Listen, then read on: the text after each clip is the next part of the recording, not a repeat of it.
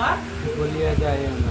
ঈশ্বর আমাদের জীবনে অনেক কার্য করে, তাই না? কেউ মনে রাখে, কেউ কিন্তু সত্যি তারা খুব সৌভাগ্যবান বা সৌভাগ্যবতী যারা ঈশ্বরের সেই নানাবিধ করুণা ধন্যবাদকে তারা তাদের জীবন থেকে বেরিয়ে দেয়। ঈশ্বর কিছু চায় না, না ধন দৌলত প্রতি কিন্তু তিনি চান যেন আমরা তাকে কি দিই।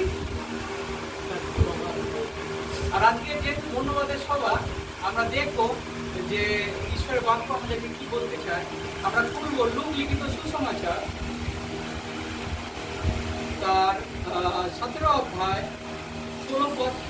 আমি পড়বো, কেউ একজন পাঠ করুন অথবা আমি পাঠ করবো।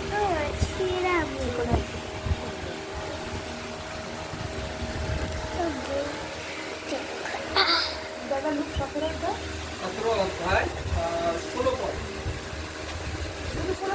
হ্যাঁ, পড়ুন। আজকে দিন শাস্ত্র পর্যায়ে লেখা আছে স্বাভাবিক কিছু কিছু সমাচার 17 অধ্যায় 17 থেকে 16 পদ।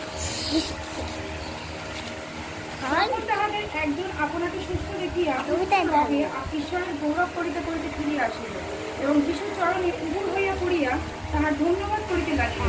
সেই ব্যক্তি হ্যাঁ। আর যেহেতু ধন্যবাদের বিষয়, সেহেতু ধন্যবাদের বিষয় দিয়েই আমরা শুরু করছি।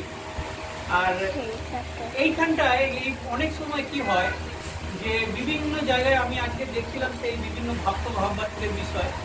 এখন খুব কমন বিষয়, যে কোনো ব্যক্তি তার নামের আগে কি লাগিয়ে দিচ্ছে, প্রফেট লাগিয়ে দিচ্ছে, মানে ভাববাদী, তিনি ভাববাদী। কিন্তু খ্রিস্টে আমার প্রিয়, আপনি কি বা আপনার জীবন কি, সেটা একটা মানুষের কাছে অবশ্যই রিফ্লেক্ট করে এবং অবশ্যই সেটা মানুষের সামনে প্রকাশ করে। এবং অনেকে ঈশ্বরের কাছ থেকে পায়, কিন্তু অনেকে ভুলে যায়। আজ এই পরিবার ও ধন্যবাদের বিষয় তারা জ্ঞাত করেছে, নাও দিতে পারত, তারা নাও দিতে পারে। কত উপকার তো ঈশ্বর আমাদের জীবনে করে, তাই না মাসিমা? কত উপকার ঈশ্বর আমাদের জীবনে করে। আমরা কিছু মনে রাখি, কিছু ভুলেও যাই, অথবা মনে রেখেও আমরা ঈশ্বরকে ধন্যবাদ দিই না। কিন্তু আজ আমরা এমন একজনের দেখছি জীবন, যে তিনি কি ছিলেন, সমরিয়া ছিলেন এবং তিনি ঈশ্বরের উপকার বা ঈশ্বরের দেওয়া আশীর্বাদ ভুলে যাননি।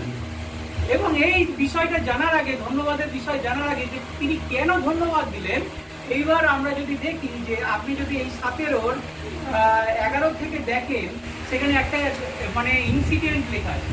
অনেকে বলে বাইবেল স্টোরি, কিন্তু আমি বলি যে বাইবেল